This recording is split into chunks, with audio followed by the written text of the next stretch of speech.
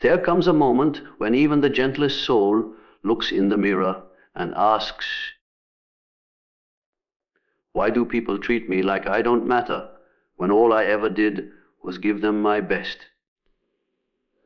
If you've ever walked away from a friendship, relationship, or job wondering why your kindness turned into your burden, this message is for you.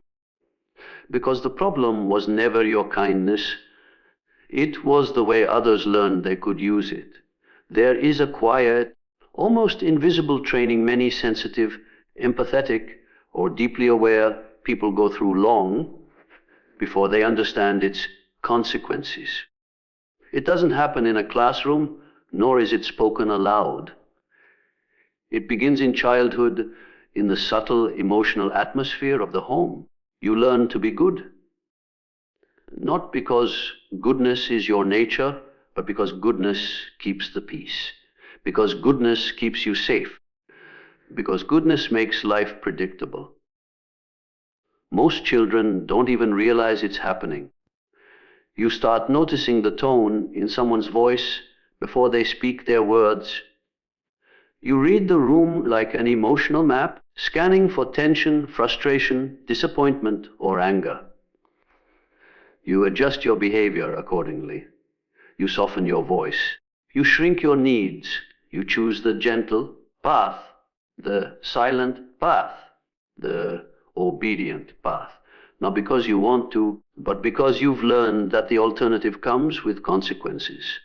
Being good becomes your survival strategy. You figure out that approval feels safer than disapproval, that compliance avoids conflict, and that meeting everyone else's needs keeps the emotional climate stable. You didn't choose this role. It was handed to you by the environment around you, and you wore it like armor. The problem is that this armor was built at the cost of your wholeness. When you are trained to be good, before you are allowed to be whole, you begin to divide yourself in ways that follow you into adulthood. You learn to suppress anger because anger leads to punishment. You bury sadness because sadness is too much for others. You hide your needs because needs are inconvenient. Slowly, you construct a version of yourself that is tolerable, agreeable, pleasant, easy to manage, and people grow to expect this from you. As you age, you may not even recognize that you're doing it. You think you're being helpful, responsible, mature, or understanding, but beneath that quiet helpfulness lives an unseen exhaustion. You are navigating life with a fractured sense of identity, one part of you visible, the rest hidden to avoid disruption. It becomes natural to anticipate what others need long before you ask what you need. It becomes instinctive to compromise before you consider whether compromise is fair. It becomes automatic to apologize even when you haven't done anything wrong. Being good is no longer a choice, it's a reflex. And this reflex has consequences. People who were conditioned to be good struggle deeply with boundaries. Not because they don't know what boundaries are, but because boundaries feel like acts of rebellion.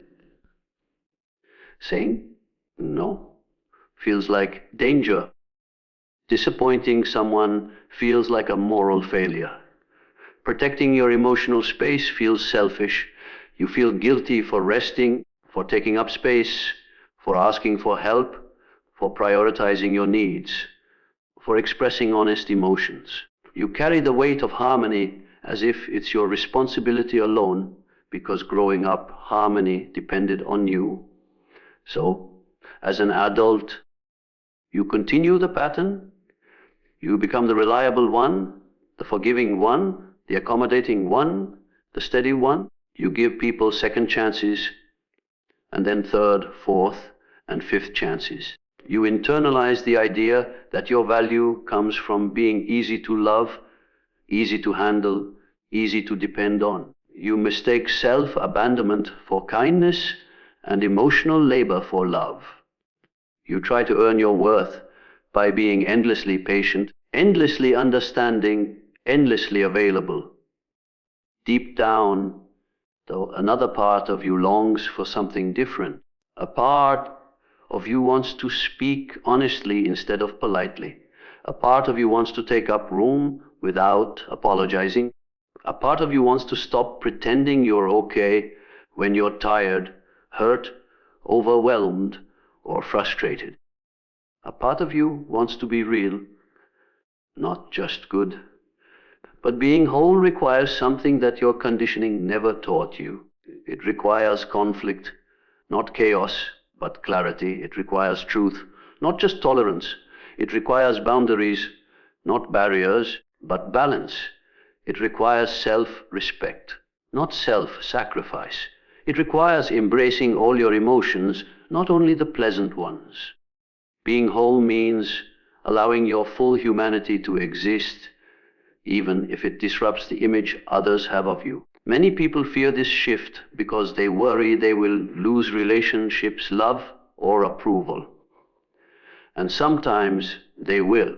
Some people only liked you because you were easy to take advantage of. Some valued your silence, not your strength. Some appreciated your compliance more than your authenticity.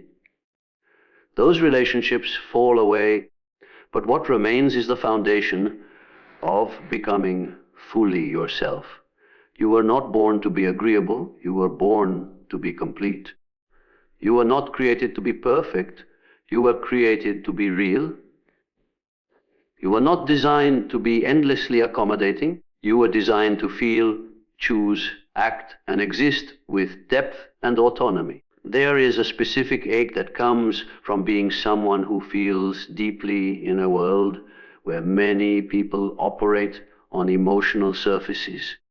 It's not that they are bad or unkind, it's simply that their emotional landscape is shallow compared to yours. You move through relationships with intuition, sensitivity, and an almost instinctive awareness of the hidden layers beneath people's words. You listen for the silence between sentences, the shift in tone, the subtle expressions that reveal what someone is truly experiencing. You don't just hear, you sense. You don't just see, you understand. But this depth becomes a double-edged sword, especially when you assume that others perceive life the same way you do. You may enter relationships, friendships, romantic connections, family dynamics, with the belief that emotional presence is a shared language. When you care, you care fully. When you love sincerely. When you connect with your entire being. And because you give at that level, you naturally assume others will give the same. You assume they will think before they speak. Consider your feelings, reflect on their actions, and engage with vulnerability and sincerity. But many people simply do not operate with that internal richness. They respond to life at the surface level, words without depth, gestures without intention, apologies without accountability, affection without consistency. Their emotional world is narrower, not out of malice, but out of limitation. They haven't developed introspection, self-awareness, or the ability to sit with uncomfortable emotions long enough to understand them. They may avoid vulnerability, suppress discomfort, and distract themselves rather than confront the truth. They love, but in shallow waters you love, but in the deep. This mismatch creates a painful dynamic. You read their emotional cues with precision, but they cannot read yours. You pick up on their subtleties, but they overlook your struggles entirely. You anticipate their needs, but they hardly notice your exhaustion. You give them understanding, but they give you confusion. You reach out with sincerity, but they respond with inconsistency or detachment. It's like trying to communicate in a language only one of you speaks fluently. When you expect depth from someone who hasn't learned emotional discernment, you end up making excuses for them. You interpret their apathy as stress, their inconsistency as fear, their neglect as overwhelm. You stretch your heart to fill the gaps in their emotional capacity. You justify behaviors that hurt you because you believe their heart is just wounded or just guarded. You hope your patience will inspire them to grow. But people cannot give what they have not cultivated within themselves. You may find yourself having conversations where you bare your soul while they respond with surface level reassurances. You explain your feelings in detail while they struggle to articulate even basic emotions. You seek connection while they seek comfort. You crave vulnerability while they prefer convenience. Their version of emotional closeness is minimal, just enough to keep you invested, but never enough to meet you where you truly are. And this gap leaves you feeling unseen, unheard, and misunderstood. You start questioning whether your needs are too heavy, your emotions too intense, your expectations unrealistic. You wonder if you should shrink your heart to match their bandwidth. But the truth is that your emotional intensity isn't a flaw. It's simply incompatible with their limitations. Not everyone is capable of introspection, empathy, or deeper relational nourishment. Some people live at the emotional surface because diving deeper requires confronting truths they're not ready to face. They avoid emotional depth because depth demands vulnerability. They avoid vulnerability because vulnerability threatens their sense of control. They avoid introspection because introspection forces responsibility. Meanwhile, you share your feelings freely, not because you're weak, but because you value connection, authenticity, and emotional transparency. You process pain instead of hiding it. You articulate what you feel instead of burying it. You seek honesty rather than comfort. And this level of openness can overwhelm someone who has never ventured into their own emotional interior. The hard reality is that emotional depth is not universal. It is a skill, a practice, a willingness to sit with truth. Some people choose to avoid it. Others were never shown how to develop it. And some have the capacity, but not the courage to access it. When you assume that others share your depth, you unintentionally create relationships built on uneven emotional footing. You invest profoundly, believing it will be reciprocated only to receive a fraction of what you give. You engage with sincerity, believing it will inspire honesty only to encounter defensiveness or superficiality. You offer compassion so expansive that it masks the fact that the other person cannot meet you emotionally, not because they don't want to, but because they don't know how. There is a peculiar kind of suffering reserved for those who feel deeply and love intensely. The tendency to interpret danger as suffering, aggression as fragility, and selfishness as a plea for help. For sensitive individuals, the emotional radar is finely tuned, but sometimes it becomes a double-edged sword. You read people with precision, noticing the subtleties of expression, tone, and body language, and your instinct is to respond with care, empathy, and understanding. You see hurt and immediately want to heal it, even when the hurt has nothing to do with you. This is where the confusion begins. The signals you perceive as pain, neediness, or struggle may, in fact, be red flags. Behaviors that consistently disregard your boundaries, show manipulation, or reveal a lack of respect often get misinterpreted as signs of inner turmoil.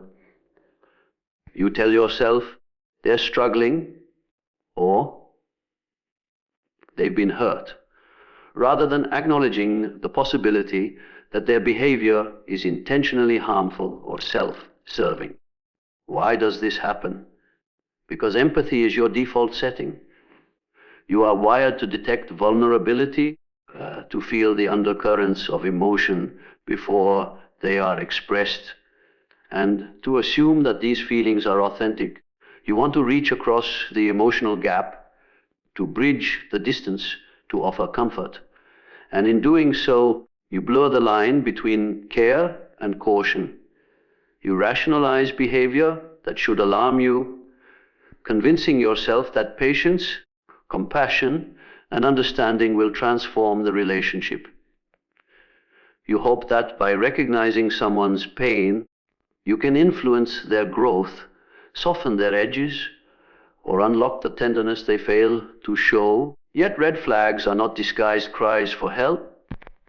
They are warnings.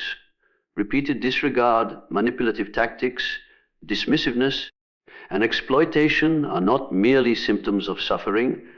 They are patterns of character. They exist independent of context, intention, or hardship. People who consistently violate boundaries are not always broken.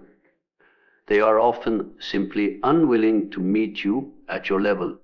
Your empathy, instead of protecting you, becomes a vulnerability. It enables behaviors that would otherwise be intolerable and allows people to test the limits of your patience without consequence. Sensitive individuals are particularly prone to this because their compassion is inseparable from their sense of responsibility. When someone hurts them, the first thought is rarely, "This is unacceptable." It is, "They are suffering, I must help." And yet, the emotional labor is unilateral. You pour energy into deciphering motives, offering support, and accommodating inconsistencies, while the other person continues the same harmful patterns. Over time, your willingness to forgive, rationalize, and hope blinds you to the reality of the behavior. The red flags, obvious to an objective observer, remain invisible because your focus is elsewhere on the supposed pain behind the action. Another factor is the tendency to conflate history with character. You may observe trauma, disappointment, or difficult experiences in someone's past and immediately frame their current harmful actions as a continuation of that pain. This narrative is comforting because it allows you to remain emotionally engaged without confronting the truth. Some people act harmfully because they are choosing to, not because they are hurting. Your compassion is hijacked by the story, and the distinction between empathy and enabling becomes blurred. Moreover, deep, feeling individuals often internalize the responsibility for someone else's behavior. You ask yourself, "What could I have done differently?" Or, "How can I fix them?" This self-blame reinforces the misinterpretation of red flags as cries for help. You see the chaos in their actions and assume you are responsible for the outcome, rather than recognizing that accountability lies with the person exhibiting the harmful behavior. And by prioritizing someone else's emotional state above your own safety, you permit cycles of manipulation, neglect, or disrespect to continue unchecked. This misinterpretation can have subtle cumulative effects. Your energy depletes, your boundaries erode, and your sense of self begins to shift. You may start excusing behaviors that would have once been intolerable. You may minimize your own discomfort to avoid conflict or to maintain a sense of compassion. Each overlooked red flag reinforces the pattern. Your empathy meets resistance, your kindness meets exploitation, and your generosity meets disregard. The longer this continues, the more it feels normal to sacrifice your well-being for someone else's supposed pain. Part of the challenge is the overlap between genuine suffering and harmful behavior. Some people are hurting, yet their actions are still unacceptable. Distinguishing between vulnerability and violation requires clarity, practice, and self-awareness.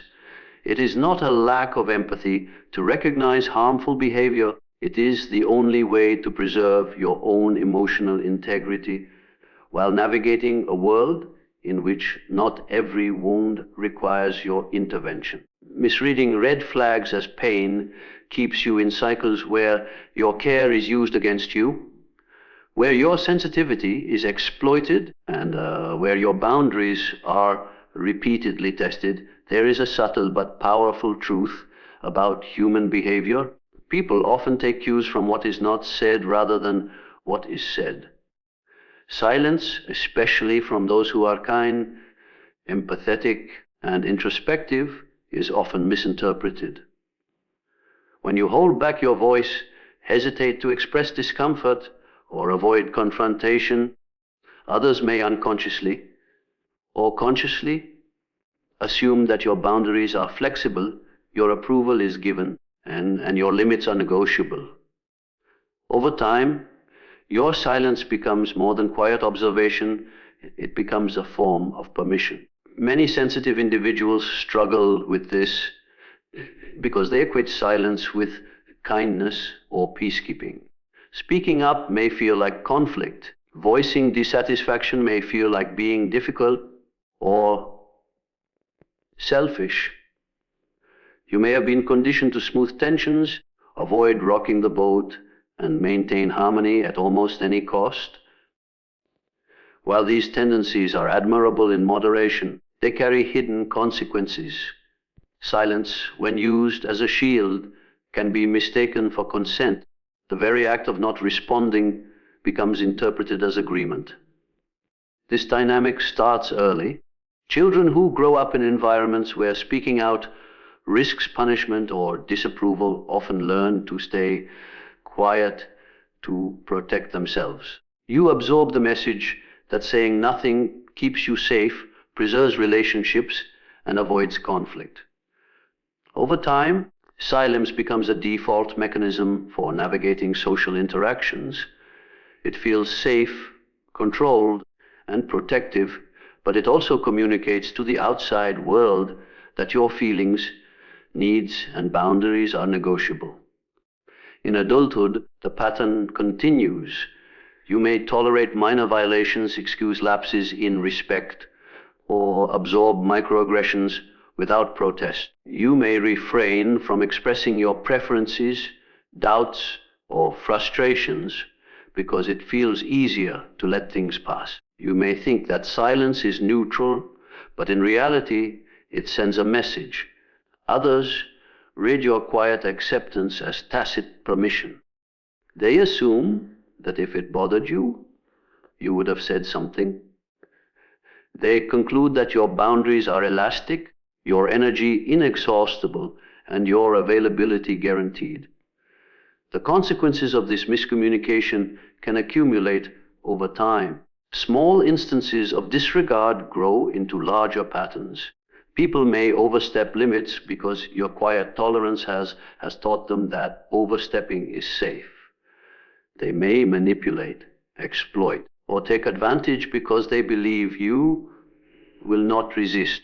What begins as a small compromise of your own comfort escalates into a sustained erosion of your autonomy. Silence becomes a tool for others to expand their influence at your expense, while you internalize a quiet sense of frustration, confusion, or resentment. Another challenge is the internal narrative that often accompanies silence. You may tell yourself, I don't want to make a scene, or it's not worth the conflict, or they didn't mean it. These rationalizations reinforce the habit of remaining quiet, even when your needs are violated. In doing so, you unintentionally reinforce the external message: your voice is optional, your limits are negotiable, and your discomfort is irrelevant. Over time, This can distort your own sense of self-worth. You begin to measure value not by your authentic presence, but by your capacity to accommodate, tolerate, or remain unseen. Silence also affects relationships at a deeper psychological level. When one party consistently remains quiet, it creates an imbalance in power. Those who are vocal, assertive, or dominant unconsciously take the lead, while those who are silent yield influence. The more you withhold your thoughts, opinions, or feelings, the more others assume authority over the shared space. Your needs become secondary, your boundaries blur, and your autonomy is undermined. What started as quiet self-preservation transforms into silent surrender. The paradox of silence is that it often originates from a place of integrity or avoidance of harm. You may fear that expressing anger, disappointment, or refusal will hurt others. You may hope that by remaining calm and accommodating, relationships will flourish. But others rarely interpret your restraint as wisdom. Instead, they perceive it as permission to continue their behavior unchecked. The more consistently you remain silent, the more entrenched these patterns become. Your silence is mistaken for agreement, your patience is mistaken for weakness, and your compassion is mistaken for limitless availability. Furthermore, silence can create internal dissonance. While you are outwardly quiet, internally you may feel frustration, hurt, or indignation. This tension is exhausting because it forces you to compartmentalize emotions that naturally demand expression. Over time, the suppression of your voice becomes a silent contract with the world. You absorb discomfort, to tolerate excess, and you internalize boundaries that were never respected. Your energy is spent not only managing others' behavior, but also managing your own unspoken reactions, which creates a continuous cycle of depletion. The subtle danger of silence is that it communicates consent without words, giving others the false impression that your limits do not exist. Your patience has no end, and your tolerance is infinite. People rarely question what is not stated. They rely on cues, assumptions, and behavioral patterns. Your quiet endurance becomes a signal that you will absorb, accommodate, and forgive indefinitely. There is a subtle and pervasive misconception that keeps many good-hearted people trapped in relationships that drain them rather than nourish them. The belief that loyalty is the same as love. From a young age, you may have been taught that standing by someone, forgiving repeatedly, and enduring discomfort in their presence is a mark of devotion. Loyalty becomes the visible proof of your commitment, a measurable sign of your emotional investment, and a way to validate your worth. And while loyalty is indeed a virtue, it is not synonymous with love, and confusing the two can have profound consequences on your emotional well-being. Loyalty is an action, a choice, a repeated behavior that demonstrates steadfastness. Love, however, is far more complex. Love encompasses respect, reciprocity, understanding, care, and mutual growth. Love honors boundaries, nurtures individuality, and allows for freedom within the connection. Loyalty alone does none of these things. It can be blind, unreciprocated, or even harmful if applied without discernment. You may remain loyal to people who exploit your kindness, neglect your needs, or diminish your sense of self, believing that enduring their behavior is the ultimate expression of love. This is where the confusion begins. For those who feel deeply, loyalty often becomes intertwined with identity. You may perceive yourself as loyal because you remain steadfast when others falter, forgive when others fail, or invest in relationships that are one-sided. This investment can feel noble, moral, and necessary. You tell yourself that leaving or disengaging would be selfish, that abandoning someone in their moments of weakness would betray your values. But in reality, loyalty without love, without mutual respect and care, is a form of self-betrayal. You are giving energy, time, and affection where it is not appreciated, acknowledged, or returned. This confusion is compounded by the way loyalty is socially praised. People admire those who endure for the sake of relationships, who forgive endlessly, and who stand by others in adversity. Society often equates steadfastness with virtue and sacrifice with authenticity. While there is merit in loyalty, the danger arises when it becomes a substitute for love. Loyalty alone can keep you tethered to relationships that are emotionally toxic, unbalanced, or unfulfilling. You may cling to the notion that your presence is transformative, that your patience will awaken gratitude, or that your sacrifice will eventually inspire reciprocity. Unfortunately, these hopes often mask the reality that some relationships are not built to honor your devotion.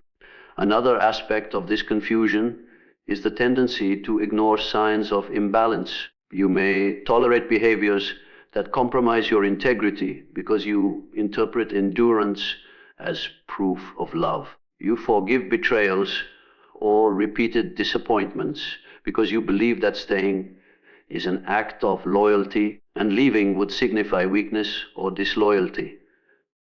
Your compassion, while genuine, is misdirected towards sustaining the relationship rather than evaluating its health.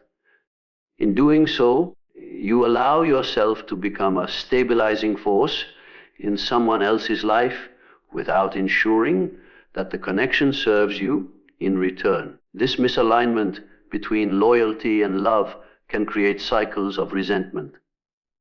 Over time, you may begin to notice the disparity. Your investment exceeds the care you receive, your efforts are taken for granted, and your emotional labor is one-sided. You may feel frustrated, exhausted, or unappreciated, yet the belief in loyalty as love keeps you engaged. You internalize the imbalance as a reflection of your own responsibility, convincing yourself that if you were more patient, more understanding, or more forgiving, the relationship would be different. This self-blame reinforces the confusion and perpetuates the cycle. The key challenge is distinguishing between the virtues of loyalty and the essence of love. Loyalty is not inherently wrong. It can provide stability, reliability, and support. But when loyalty is used as a measure of love, it risks ignoring essential elements of emotional connection, including respect, reciprocity, and authenticity. You may remain in relationships because of loyalty alone, even when love, the genuine, nurturing, and reciprocal kind, is absent. This creates a paradox. You are steadfast in your devotion, yet deprived of the emotional nourishment that love should provide. Those who confuse loyalty with love often struggle to set boundaries. You may fear that asserting your needs, walking away, or disengaging would be seen as betrayal. You may feel guilt for prioritizing yourself, believing that self-care undermines loyalty. But true love is not measured by sacrifice alone. It is measured by the capacity to honor both yourself and the other person. Love and loyalty intersect only when mutual respect, care, and emotional investment are present. When loyalty exists without these elements, it can become a chain rather than a bridge.